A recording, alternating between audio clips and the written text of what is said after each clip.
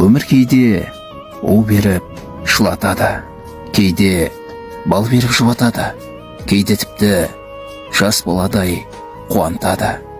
Ал бір кезде жаныңды жастып мұң айтады. Адамдар бірін-бірі түсінгенше жарты ғасыр өтеді.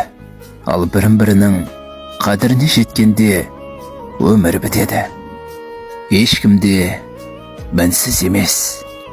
Егер сен мына өмірде 5 минуттық бақыт іздесең, нәпсіңнен ізде. Егер бір күндік бақыт іздесең, сұлулықтан ізде. Егер де 1000 күндік бақыт іздесең, адалдықтан ізде. Ал егер де мәңгілік бақыт іздесең, өзіңді сыйлайтын жанды ізде. Қолыма тағдырым жазылған бір кітап ұстатып, жанымнан өтіп кеткен өмірді байқамай қалыппын, депті бір ғұлама.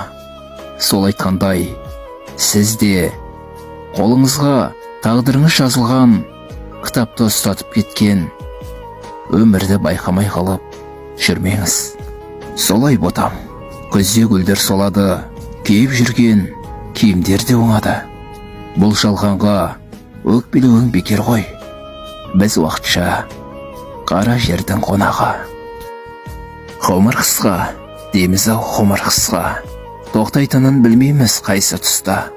Қысқа ғұмыр қамшының сабындай ақ ұқсайды екен, пыр етіп ұшқан құсқа.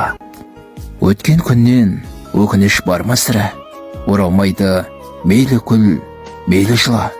Кеткен жанды іздейсің айналаңнан, келмейтінін қайтадан біле тұра. Кейде ренжіп дүниенің тарлығына, қолды бір-ақ сілтейсің барлығына. Байқасаңыз бәріне уақыт емші, сыйласқанға жетпейді барлығы да.